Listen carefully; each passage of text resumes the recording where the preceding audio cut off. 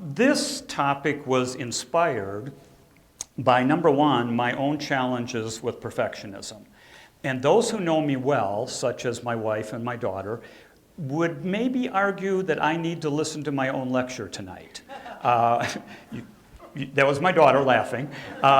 So that would be a yes, I think, from my daughter. So I will tell you that I will admit publicly that I do struggle with this a little bit, and I do live kind of on the edge. And when I get to that edge where I'm kind of ready to fall into the world of deep perfectionism, I just take 2 or 3 steps back, and that's kind of where I live. So I can talk sort of knowledgeably about this because I live this kind of every day.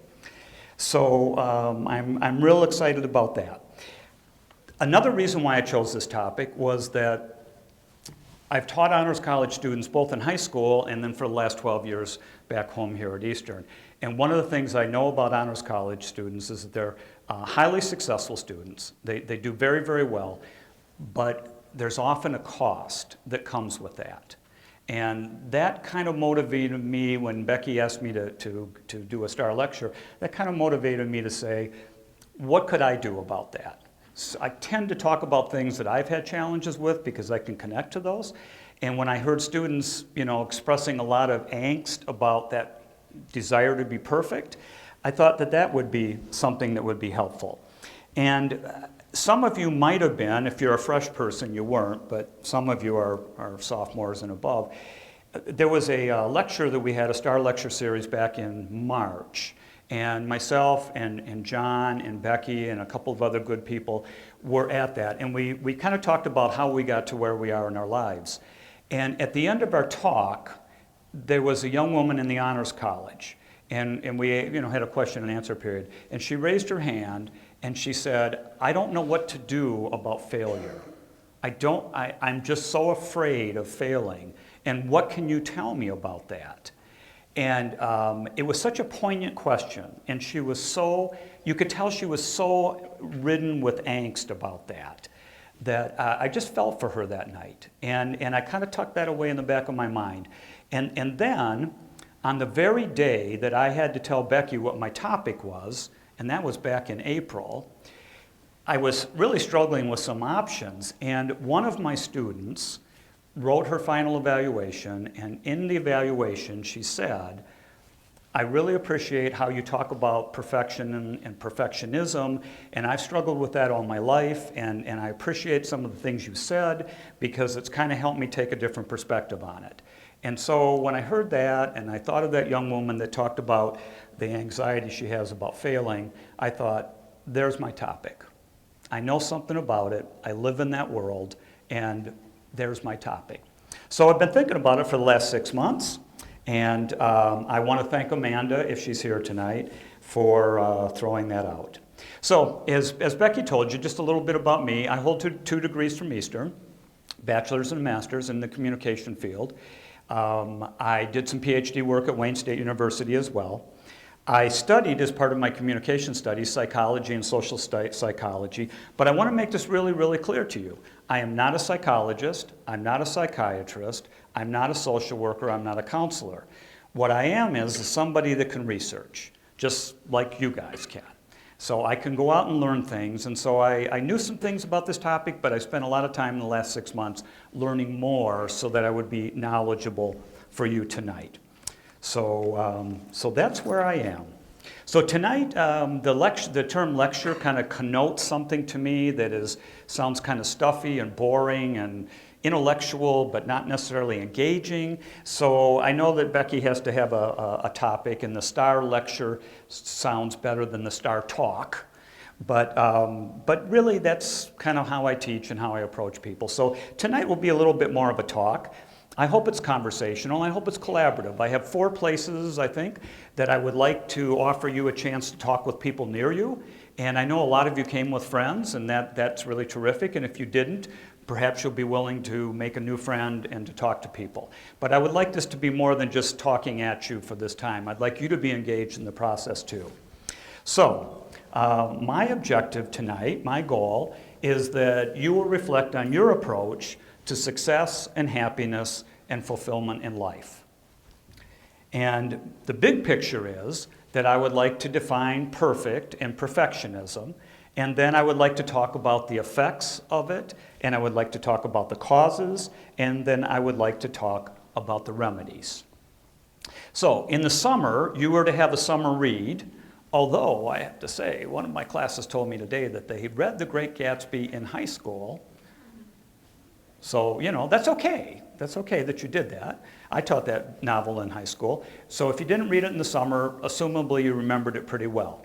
So I put in that in my lecture tonight, since this is a lecture that a lot of Honors College students come from. And secondly, you had that as your summer read and your early discussion. So I put in there a little bit from The Great Gatsby, because I think it illustrates a lot about this idea. And when you read the novel, I'm not sure if you thought of it in terms of Gatsby trying to be perfect or a perfectionist, but my read on it is that there's a certain element of that in the novel. So I thought that since that's something that's kind of common to a lot of us, that I would like to address that.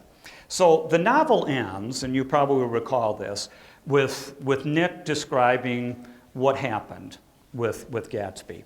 And so it ends where he says, Gatsby believed in the green light, the orgastic future that year after year recedes before us. It eluded us then, but that's no matter. Tomorrow we will run faster, stretch out our arms farther, and one fine morning we will be what? Well, in Gatsby's case, he was dead. But well, it's going to happen to all of us eventually. But one fine morning, we will, the kind of the idea is, we will be where we want to be. We will live that perfect life. And so I wanted to pull just a couple of things from the novel, because, again, this was your summer read, and a lot of you read the novel, and I think it just kind of connects the lecture to what you have read. So just a couple quick passages from it. And it's talking about who J. Gatsby was. And it says, the truth was that J. Gatsby sprang from his Platonic conception of himself. So he invented just the sort of J. Gatsby that a 17-year-old boy would be likely to invent, and to this conception, he was faithful to the end. And so when you think of being a young person, you kind of envision what you want your life to be. And I think Gatsby had this view of his life, this perfect life that he would want to live. So what he did, of course, is that he started doing all these things in order to get Daisy. And Daisy, and I'll get to a quote in a second, Daisy wasn't really, it wasn't really about Daisy. It was about what Daisy represented to him. And so he had the mansion, and he had the big parties, and our alumni parties are not that good. I'm just saying. They're nice, but they're not that good. And you remember the scene where Nick sets up the meeting between Gatsby and Daisy in his little cottage next to the mansion, and how Gatsby brought in all the flowers and set everything up so that it would just be perfect when he met the love of his life once again. And you remember the scene once they go back to his mansion where it's kind of like crazy. He's throwing all these shirts in the air, and Daisy's looking at him, and they're so beautiful, and she starts to cry, and he says, "Why are you crying?" "Well, they're so beautiful." Because it kind of represented to her and to him sort of the perfect life. He had all these objects, he had all these material possessions, and the one thing he really wanted was he really wanted Daisy. So I just wanted to read that one section that I think really says what that was all about. And it's a little bit longish, but you'll bear with me. So this is the description of what happened when J. Gatsby professed his love for Daisy Buchanan. One autumn night, 5 years before, they had been walking down the street when the leaves were falling, kind of like tonight, and they came to a place where there were no trees and the sidewalk was white with moonlight. They stopped here and turned towards each other. Now it was a cool night with that mysterious excitement in it, which comes at the two changes of the year. The quiet lights of the houses were humming, and out of the corner of his eye, Gatsby could see the blocks of the sidewalk, that formed a ladder and mounted to a secret place above the trees. He could climb to it if he climbed alone, and once there he could suck on the pap of life, gulp down the incomparable milk of wonder. His heart beat faster and faster as Daisy's white face came up to his own. He knew that when he kissed this girl and forever wed his unutterable vision to her perishable breath, his mind would never again romp like the mind of God. So he waited, listening for a moment longer to the tuning fork that had been struck upon a star. Then he kissed her. At his lips' touch, she blossomed for him like a flower, and the incarnation was complete. So he really wasn't chasing Daisy Buchanan. What he was chasing was the physical representation, the personification of this dream of perfection, what the perfect life would be. And Daisy was the person that in his mind embodied it. So I wanted to bring in the summer read because I thought it would be kind of valuable because you guys did read it, and I thought it would be good. So what I want to talk about tonight with you is your view of perfection.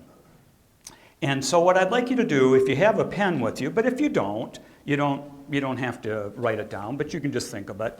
So this was actually supposed to be in the inside of the program, but technical error. So I'm just going to say it to you, and there's a place to write things down. So I'm going to give you 3 things that I would like you to think about, and either write down or think about, and then in a moment I'll give you a chance to talk about it with a colleague.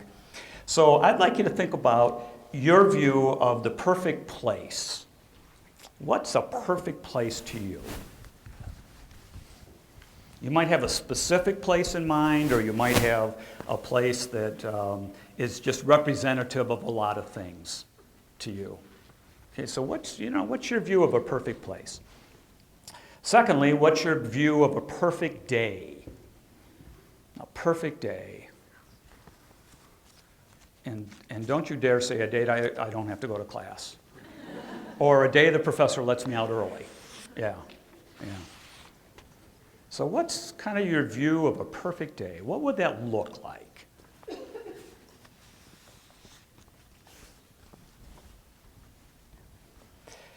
And then this is a really hard one, but I bet we've all thought about it. And what's your view of a perfect person? Or if not a perfect person, what's a view of someone you think would be perfect for you?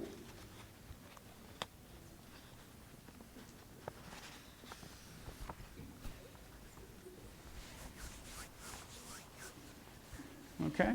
Now, there's no right or wrong answer from this, and I'm not looking for it. And frankly, I don't need to know your answers because that's sort of kind of personal to you. But what I thought might be interesting to you is just to take a moment and share that with somebody nearby and see what their answers were. What's their perfect place? What's their perfect day? What's their perfect person? So talk amongst yourselves for a moment.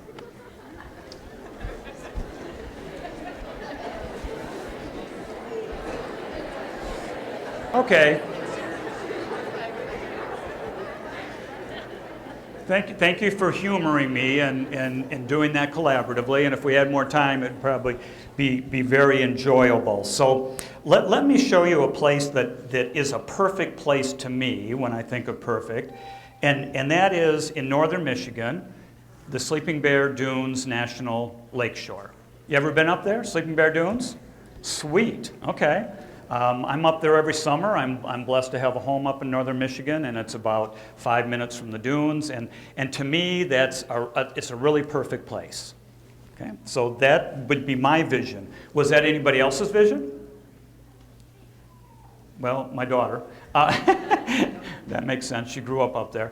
But you probably had perfect places that if I had a chance to know them and reflect on them, I might agree with them too. So there's something right there to know that we all have a kind of a different vision of a perfect place. That's kind of an object lesson. I'll get back to that. And then a perfect day, well, that's kind of hard to explain. I think for a lot of people, a perfect day is when you have nothing to do. But then some people's perfect day is when you have lots to do that is meaningful and purposeful and maybe provides you with financial support. A lot of people's perfect days, involved with spending time with people they care about.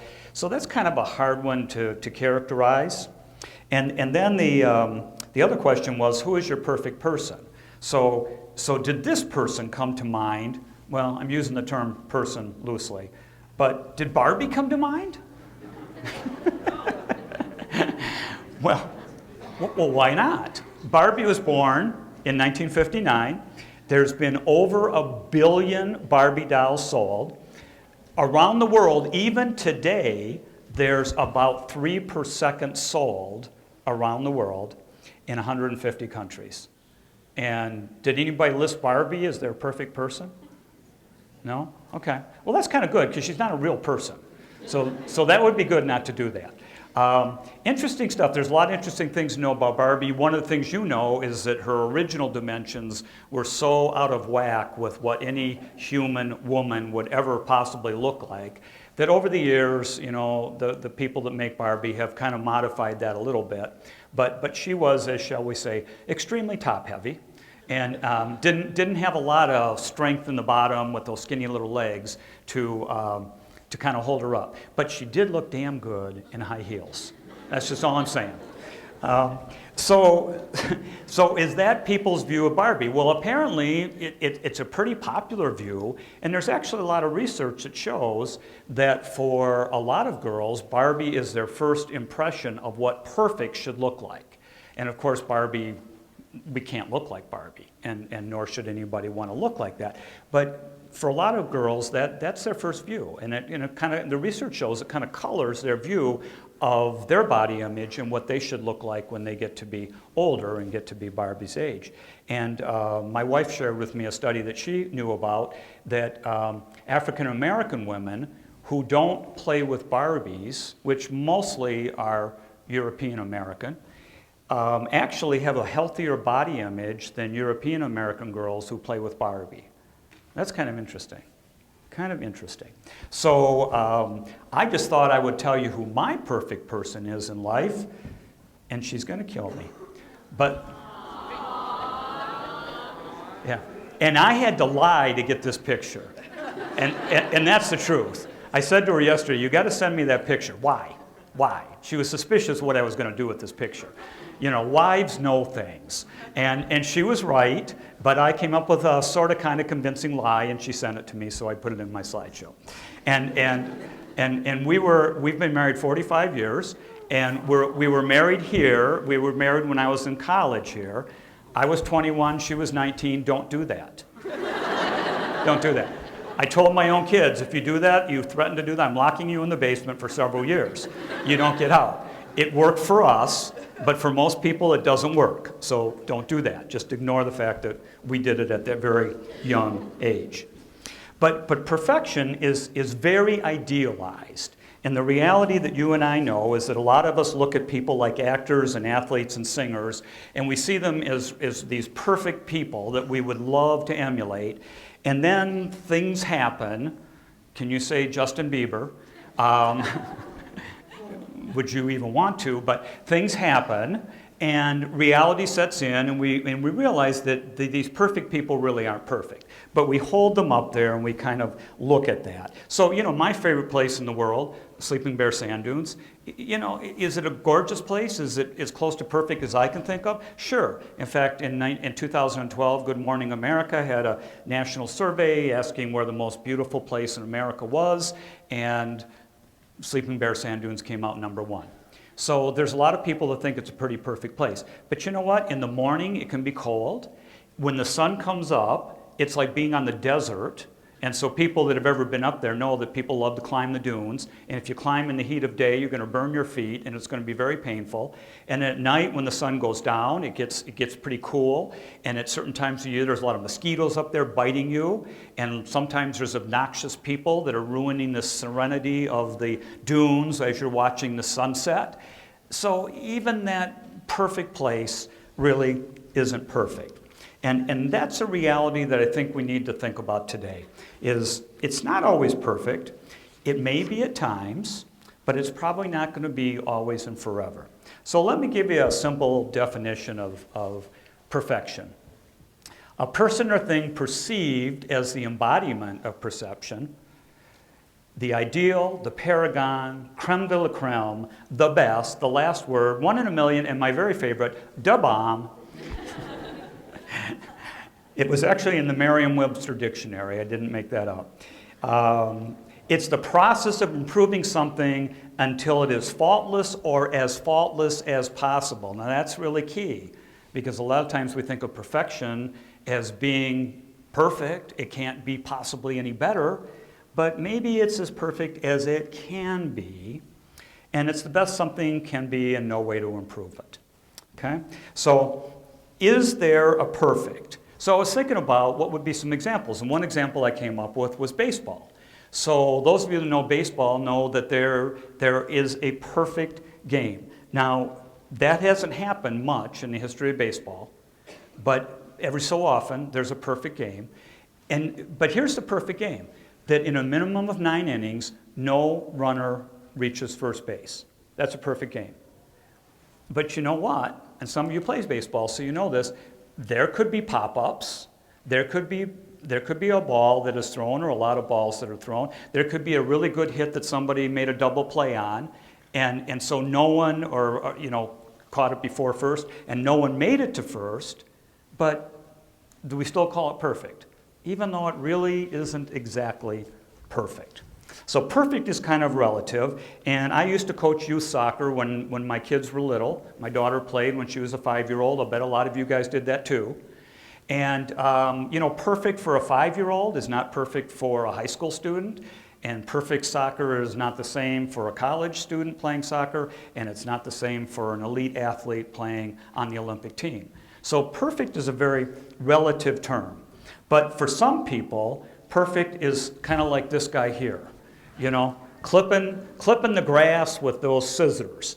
And before you think that that was just a picture that was made up, you might know that last week, the North Korean country put on kind of a dog and pony show for the rest of the world, because it's a very secretive country and hardly anybody ever gets to go in there. And they allowed journalists in, didn't give them a lot of freedom, but enough. And they were able to walk around and see the things they were directed to see in Korea. And one of the correspondents said, I do not make this up, he actually saw people cutting the grass with scissors, trying to make it perfect. So for a lot of people, perfect kind of looks like that. And some of you have dads, maybe moms, that are real obsessive about their lawns. And you might say, yeah, my dad would do that. Yeah, maybe so. So there is not a perfect thing. There might be a perfect pass in football. I don't think Matthew Stafford knows about that. It was cheap and easy, and I couldn't resist. I'm sorry. I have low standards. There could be a perfect score on a test. Well, I bet a lot of you in here have had a perfect score on a test. Now, maybe you don't have a perfect score every single test that you take, although if you're kind of perfectionistic, that probably drives you crazy. There might be a perfect moment in time that you want to remember the rest of your life, and I've got a couple of those. I do. And I just want to give you an example of how I get this. When I was teaching high school, we would have an annual golf outing, and I do not play golf. So they would say anybody can come and play in this golf outing. So I borrowed some clubs. All I ever played was putt-putt, so I didn't know anything about golf. So I borrowed some clubs, and I went out there and made a public fool of myself. And that was okay, because it was all for fun and for charity. We raised money for some charities. But here's where I get this idea of perfection and how seductive it is. And I line up this one time for this tee shot. And total and complete dumb luck, I could never do this again. But I swing and I hit this gorgeous shot. I mean, it goes straight and fair and true right down the center of the course. It was beautiful. And in that moment, I felt that thrill of perfection. And then, of course, the rest of the day, I just stunk up the place. And see, I get why people go back to playing golf, because they get that every so often, they get that perfect shot, and they go, that adrenaline rush comes, and they go, I've just got to do that again. And then they put themselves through that terror over and over again. And they pay a lot of money to do that too, shall I say. So let's try to understand that being perfect can lead to the idea of perfectionism. So I want to give you a quiz. And this quiz was actually supposed to be in your program, but stuff happens. And it's not the end of the world when it does. And I've got Becky's phone here. So Becky, she told me her code. I wrote it down. Okay, so I can get into it. Okay, so what I'm going to ask you to do is I'm going to give you how many questions? I'm going to give you 9 questions. And what I'm going to ask you to do is just put down number 1, 2, 3, 4, 5, 6, 7, 8, 9. And I'm just going to ask you to put a number down next to it.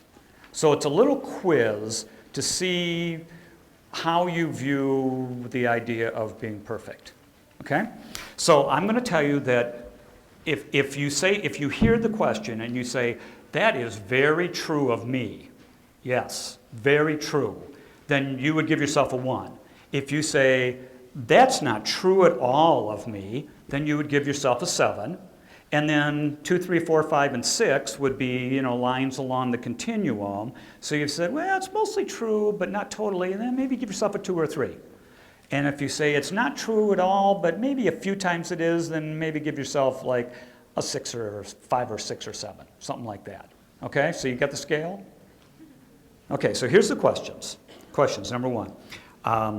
Really true or really not true or somewhere in between. I have difficulty prioritizing tasks. I have difficulty prioritizing tasks. In other words, deciding what task is most important, what I should do first, second, third, fourth. Because we all have a lot of tasks to do, of course. Number 2, don't lie on this one now. I have a habit of procrastinating. Negative numbers. Well, that would count as a 1, but it would be charming, to see it. Okay? Number 3, there is a large gap between my goals and the outcomes of my goals. There is a large gap between my goals and the outcomes of my goals. So if you said, that's really true, then it would be a 1. If you said, no, that's not true at all, that would be a 7 and then somewhere in between. Okay? Number 4, I frequently worry about making mistakes. I frequently worry about making mistakes.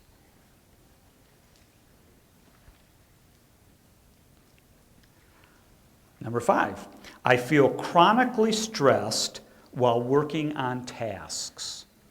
I feel chronically stressed while working on tasks. Chronically meaning, a lot of the time. 2 more questions. Number 6, I have to be the best at what I do. I have to be the best at what I do.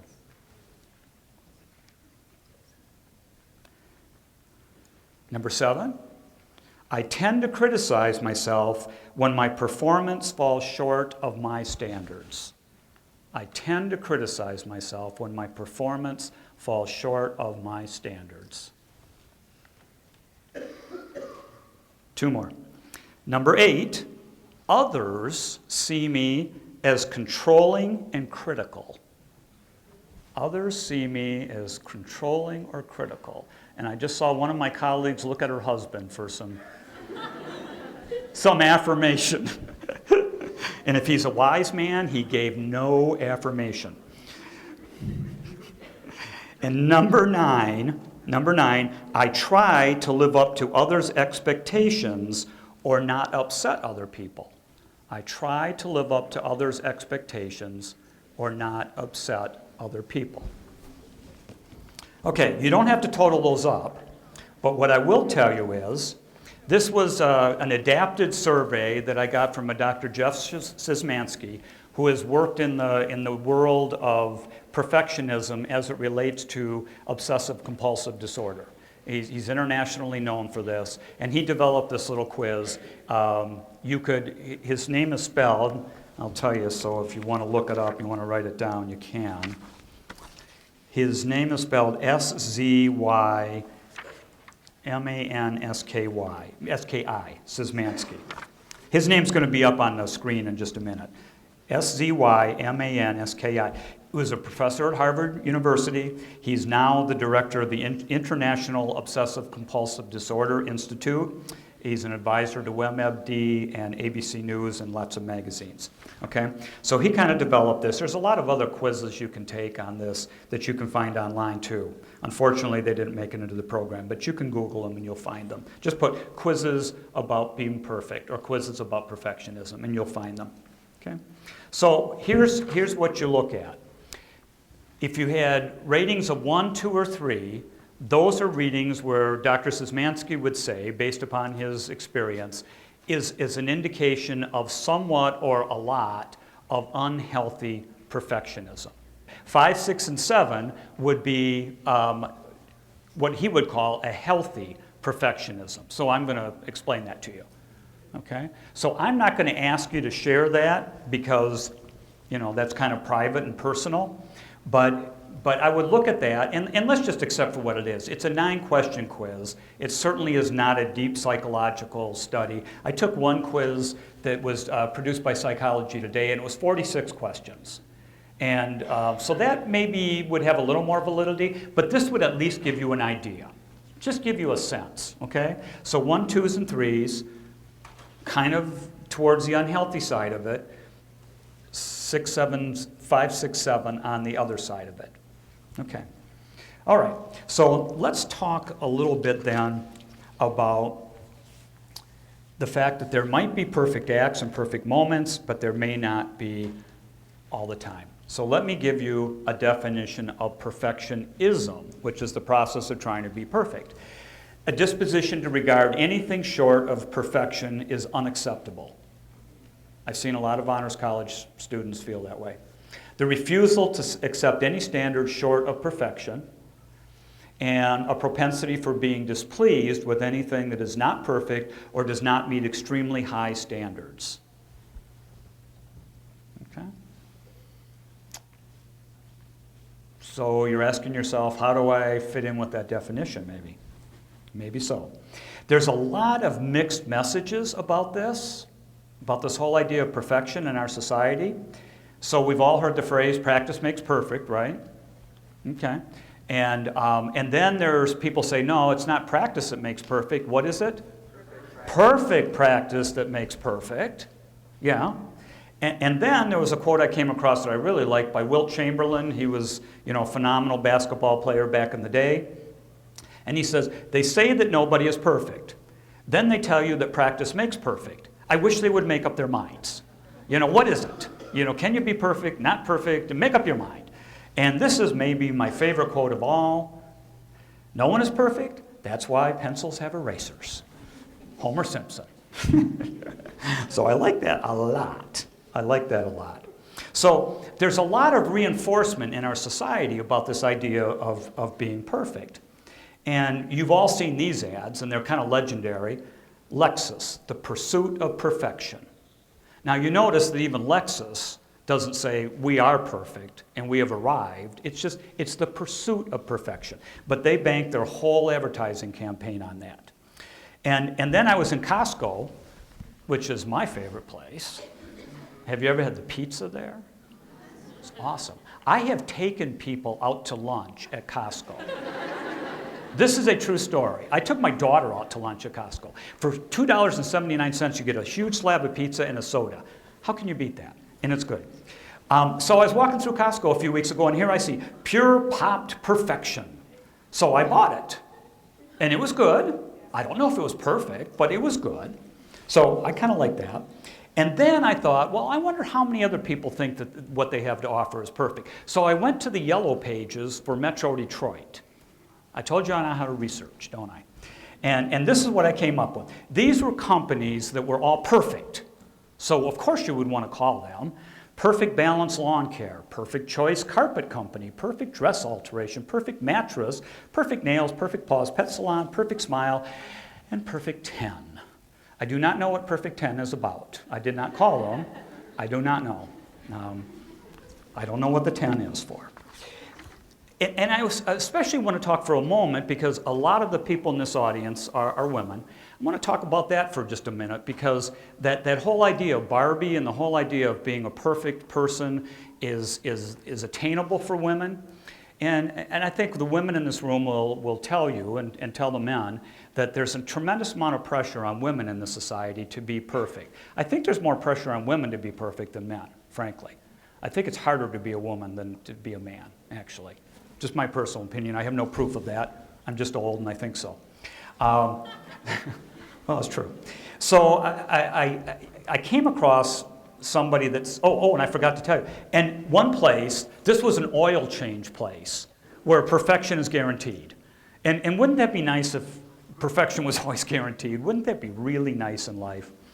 So I came across another ad which really got me thinking about this issue of women and perfection. And it was for BB cream. I am a male. I don't know what BB cream is. I don't know if there's an AA cream, a BB cream, a CC cream. I have no idea.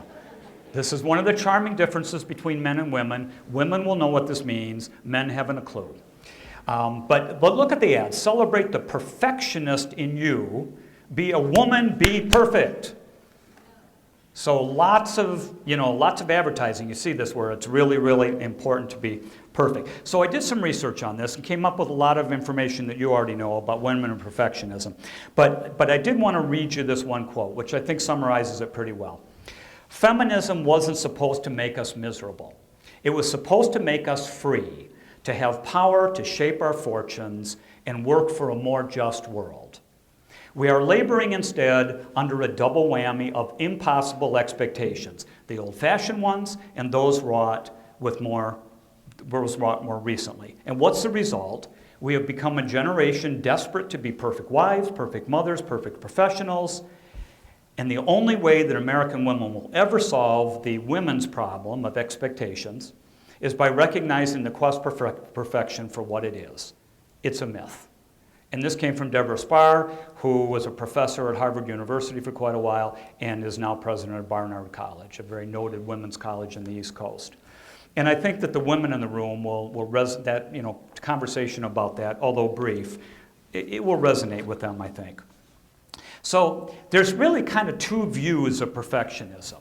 And the first one is what Szymanski calls healthy perfectionism.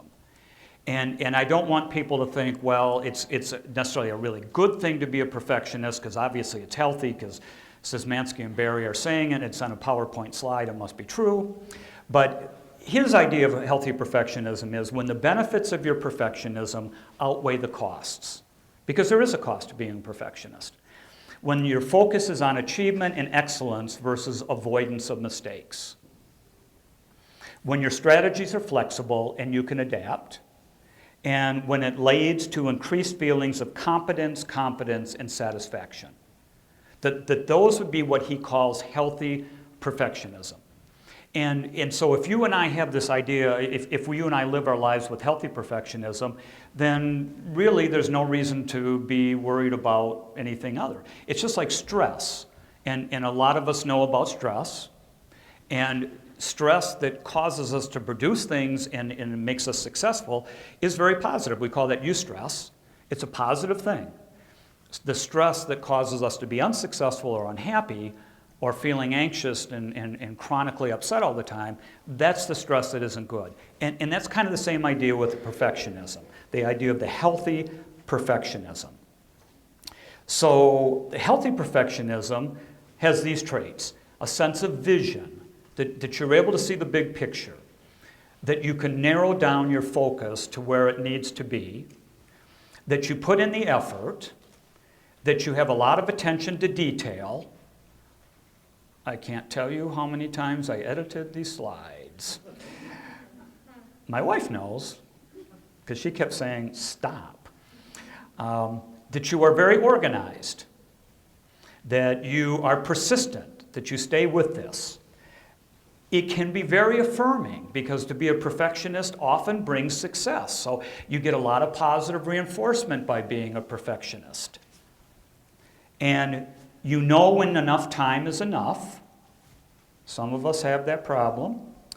And you wish for yourself and others to work to their potential. In other words, you wish good things for people. And those are traits of healthy perfectionism, where the benefits outweigh the costs. Okay? And you know what I can do? I just thought of this.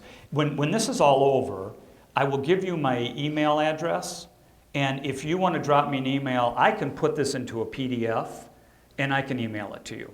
So when this is all over, I'll give you my email address. And then if you want this all, I'll send it to you. How's that? Okay, you can do that. So those are traits of healthy perfectionism. So let's just take a moment, and that comes from Dr. Paul Hewitt, who has done 20 years of research on this topic of professionalism and wrote an article recently in the American Psychological Association Journal about no perfectionism being completely problem-free. So take a moment. What of those traits, I'll put them back up on the screen, what of those traits have you used in your life that have led you to be successful? If you want to share for a moment, please do. What have you done that's led to your success?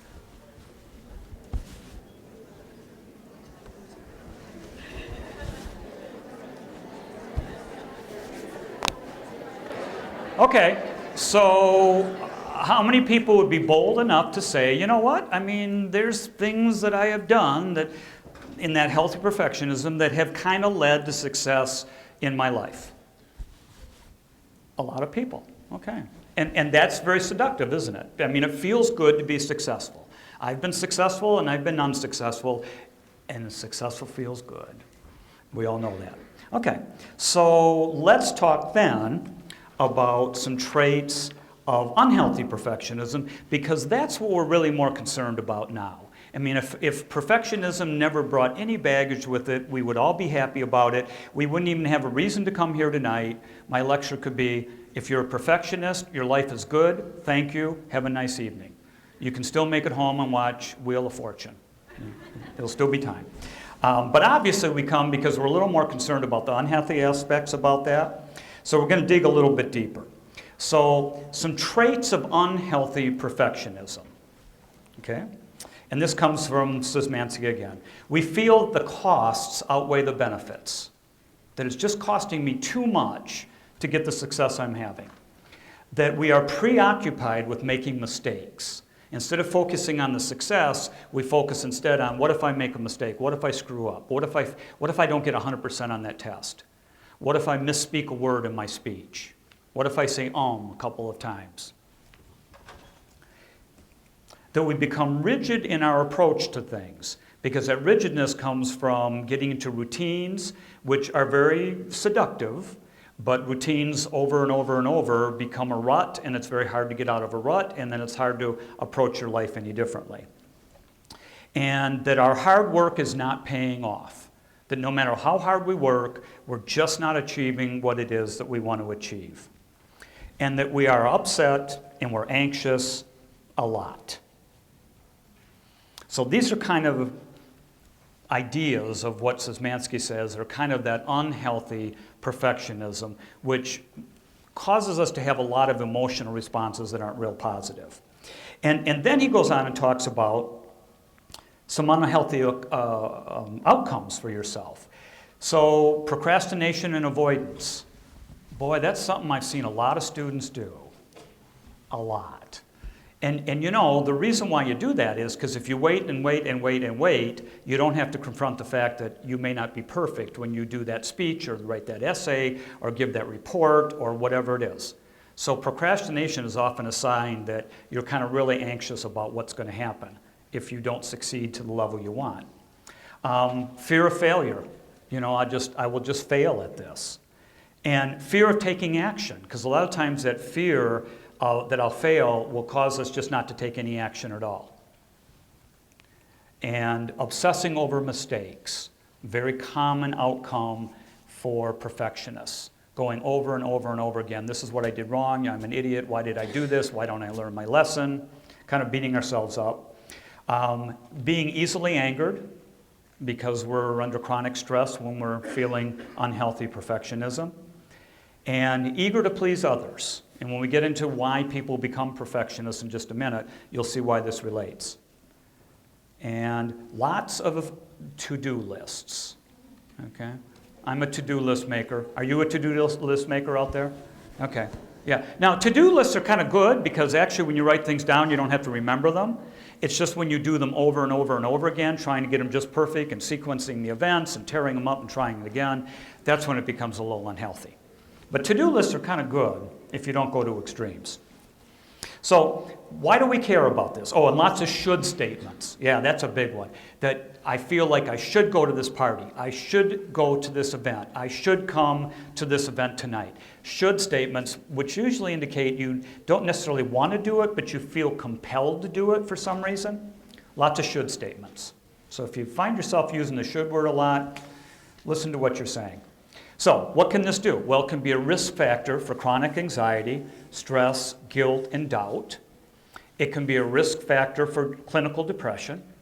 It can be a risk factor for obsessive-compulsive disorder.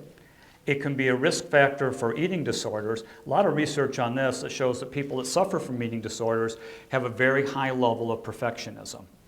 It can be a risk factor for substance abuse and a risk factor for suicide. Doesn't mean if you're a person who has unhealthy perfectionism that all these bad things are going to happen to you, but psychologists and social workers and psychiatrists tell us it is a risk factor. It is something that is a predictor that bad things could come.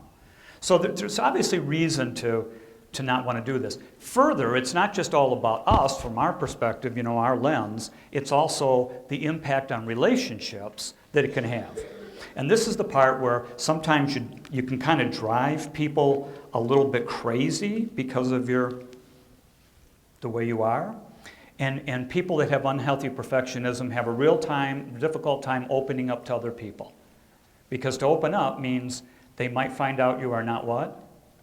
Perfect. And for a perfectionist, that's a pretty terrifying thought, that somebody will find out I'm not perfect.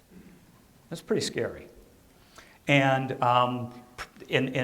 you can become very judgmental and very critical of other people, that you can become very demanding of other people, that you can become very controlling because you want to control the situation so it fits your image of a perfect situation, that you can become very defensive when you're criticized,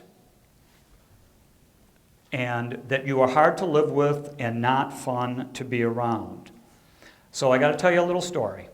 So I found this out years later, but I'm willing to tell you that when I was in my 30s and 40s, I was a pretty high-end perfectionist. I got to that edge of that cliff, and there were times I stepped over and fell into that abyss. I'm willing to admit that. Changed when I realized it wasn't making me happy. But years later, my wife told me that there were a few times when she got so fed up with my perfectionism that she would intentionally take a picture frame in the house and just tilt it down a little bit. So I would walk by and go, oh, that's not perfectly square. And then I would do it. And she would just chuckle about it. And I did not know this for a couple decades later. Yeah. So it was a little passive-aggressive behavior on the part of my wife. But it illustrates how hard it is to live with perfectionists. So even if you're happy with it, other people might not be so happy. So let's take a look as we're getting long on our time, but we have enough time. Let's take a look at what causes unhealthy perfectionism. And it comes into three areas: nature, nurture, and societal influences. So if you've ever been a person who said, like probably every child in the history of humanity, it's all my parents' fault. Well, there's actually some proof of that. So you'll be happy to know this. Well, maybe. So Michigan State University has done a lot of work on studying this issue of perfectionism. And one of the things they've done is they've looked at twins. And what they've looked at is, are fraternal twins any different than identical twins? And because there would be more of a genetic link. And what they found was exactly that identical twins have much more of the same genes as fraternal twins do. And what they found was identical twins are much more similar on scores of measures of perfectionism and anxiety than fraternal twins, and that they are much more alike to the degree in which they idolize the bodies of models and celebrities, and they are much more alike in body image issues. And People looking at this research said there's a strong genetic link here. And there's a lot of evidence, and I'm not going to quote it all because of time tonight, but there's a lot of evidence that a lot of this does come from our parents. And so that's one example. And there was a psychologist down in Cleveland at Case Western University, and she was talking about the fact that she sees children as young as 3 years old who are distraught to tears and to upset when their shoelaces are different lengths. And you and I know people like that, and as young as 3 years old. So there's not as much nurture going on at that point. It's a lot more nature. So if you've ever said, it's your fault, Mom and Dad, there's some evidence that indicates it might be. And then it comes to nurture. And nurture is the environmental effects that have an impact on us. And so nurture, which some of you will be able to relate to when you see this, is very high external expectations by parents and teachers. And other leaders like coaches and such. And rewards for meeting the expectations. And conditional love based on your actions. I will love you more if you do these perfect things. Can you say soccer parents? Parents or teachers or coaches or other leaders who model perfection and extol its virtues. You know, if you're like me and you're perfect, you will have a better life.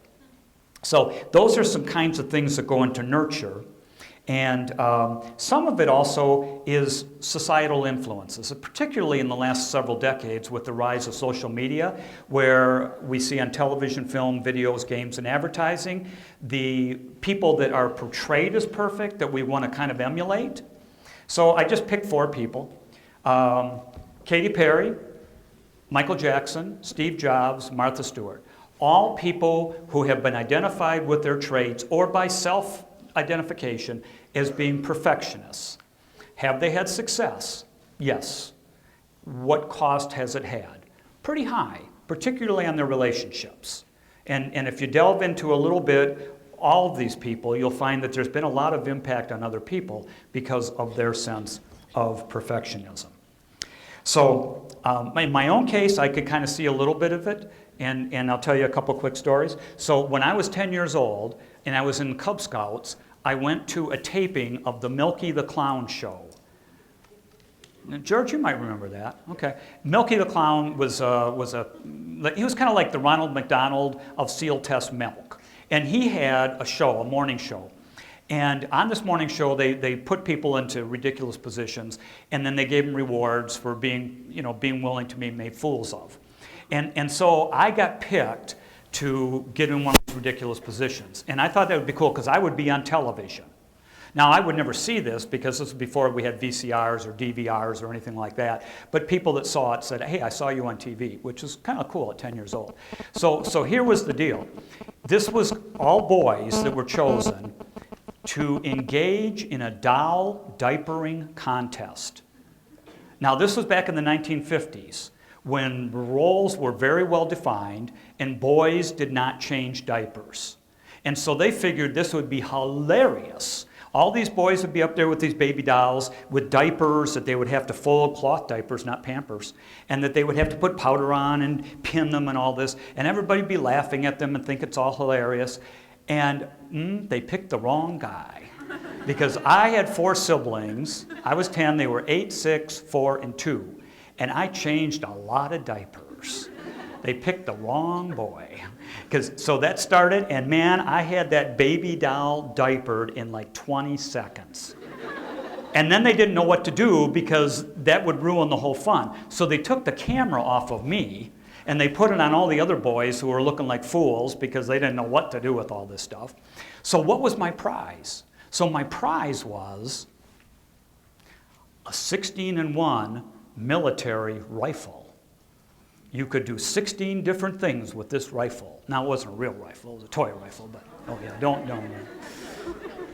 50s were crazy, but not that crazy. That only happens in America today, so editorial comment. So I took this military rifle home, and I kind of figured, like, well, if I'm supposed to be a military, I got this military rifle, I should be a military man. And it kind of like changed my approach to things. I started kind of marching around the house, and I learned how to, no joke, I learned how to make my bed using the military corners and how you tucked it all in. And I kind of, for a while, drove my parents crazy because I was like this little junior military man because I had a 16-1 military rifle. So I must obviously have been that. And here's the other one that you'll really like. So I'm in grad school here, and I'm in a seminar class, and I'm having a conversation, and somebody brings in a bag of peanuts. And it was kind of fun, and we're all eating our peanuts, you know, breaking the shells, and, you know, a lot of the guys were just throwing them on the floor, you know, and, which I thought was kind of rude and wasn't appropriate. And some people are just making little piles on their desk. And we're going along having a conversation, and all of a sudden the professor, Dr. Gail Compton, rest in peace, Gail Compton looks at me and he said, "Pat, what are you doing?" And I said, I don't know, what are you talking about? He said, "Look at your peanuts." And I looked at him, I said, "Well, what's the problem?" He said, "Pat, you've taken every bottom half, laid it down, put the top half after you ate it into the bottom half, and you've lined them up in perfect order right across in front of you." He said, "What's going on with you?" So we had a long conversation about perfectionism that day. And that was kind of a little tip-off to me that maybe I had an issue. So when I look at it, and then I look at my dad, and I can see some nature involved in my perfectionism, and I can see some nurture involved as well. So moving along, because time is getting a little shorter. So here's what I want to tell you, because now really what you want to know is, so what do I do about this, Barry? You know, you've convinced me that maybe there's some reasons I might want to change, so what do I do? So here's the money shot, okay? So here's the deal. The mind creates perfectionism, so the mind can control it. And perfectionism often plagues smart people like you, and smart people can solve their problems. So I want to give you a lot of ideas about this. And we start with the idea of knowing yourself and knowing your strengths and in the areas for improvement, and trying to, instead of trying to be perfect, trying to commit to excellence. Excellence doesn't mean perfect. So in our room today is a friend of mine, a colleague of mine, George Harrison, who was a football player and a baseball player here at Eastern Michigan back in the early 60s. And George was, a couple of weeks ago, inducted into the Eastern Michigan University Athletic Hall of Fame for his success in football and in baseball while he was here, and then his wonderful success in life afterwards. And when I went to that award ceremony, I looked at the plaque, the big plaque that they have over at the Convo Center. The next time you're in the foyer, look over in the wall and you'll see all these people that have won Athletic Hall of Fame's plaques. And on the plaque it says, "To those of exemplary calling, these awards for performances of excellence, honor, and skill." You notice it doesn't say for perfection. So once you've kind of acknowledged the fact that maybe there's some ways you could be a little happier in life, if you start looking for excellence as opposed to perfection, I think you'll be happier. So here's some things that we can look at to do. And I'll just give you a quote here, that understanding the difference between healthy striving and perfectionism is critical to laying down the shield and picking up your life. Research shows that perfectionism hampers success. And there's a lot of evidence for that fact. So let me give you some things to do. And when I say this, please understand that I don't think that doing any one of these is going to change your life tonight. I mean, the first thing you have to do is identify, is this something that's an issue in my life? And what do I want to do about it? But once you make that decision, let me give you some ideas. Okay? Be the authentic you. This is a scary thing to perfectionists, because perfectionists are terrified that when people see the authentic them, they won't like that person. But at the end of the day, you have to like that person that you see in the mirror. And as you get older, one of the nice things about getting older, there's a lot of not nice things too, but one of the nice things about getting older is you start to understand, I like who I am. And if I am that person to other people, they'll like it too. And I don't have to be perfect. Ask for help. This is really hard for perfectionists. I see this every day in my classes. And my students will tell you this. Multiple times a class, I'll say, do you have any questions? Please ask me. Because perfectionists are kind of afraid to ask for help. Because to ask for help, what are you kind of publicly saying to other people? I am not perfect because I need help. And one of the nice things, again, about getting older is you understand that asking for help is actually a sign of strength, that you recognize that you're not perfect and you could be better if you ask for help. Collaborate and cooperate. The whole world is talking about this idea of collaborating at work and collaborating on projects and cooperating together. And one of the things I love about Eastern, and I hope you do too, is a lot of our classes involve collaboration and cooperation. We have classes that are theory-based, but a lot of them are very practically based. Take calculated risks. Perfectionists are often people that don't make good entrepreneurs because they're afraid to take risks. They're afraid if I take a risk, something bad is likely to happen. I could fail, and people would know, and they would think less of me. So sometimes you got to take those risks. Speaking to you tonight was kind of a calculated risk. It could have failed miserably. I hope it hasn't, but it could. But sometimes you got to take those risks and find out, you know what? It worked out. And even if it didn't work out perfectly, hey, the sun's coming up tomorrow, baby. Life goes on. Somebody even wrote a song about that. Set priorities that not everything is equally important. Perfectionists have a hard time with this. They just kind of think everything's important. I have to do it all. I have to keep every ball in the air all the time. I can't put a ball down and do something else. That's not true. You have to set priorities. That's a hard thing to learn to do. Finish projects. A lot of perfectionists don't finish projects. They start things, and then when they're on the edge of completing it, they stop. They just stop. And I think it's like a fear that when I complete it and I look at it, I may go, well, that's not perfect. And so if I don't finish it, I can't say it's not perfect. I can say it could be perfect, and when I get around to it, I'll finish it. And then they never do. Cultivate calm and patience. And I know this is really hard when you're a young person because young people are really geared up to go, go, go, fast, fast, fast. I get it. I was that way too. I was that way. I get it. But the older I get, the more I understand that if you're calm and you have a sense of patience, it kind of puts perfectionism a little bit in check.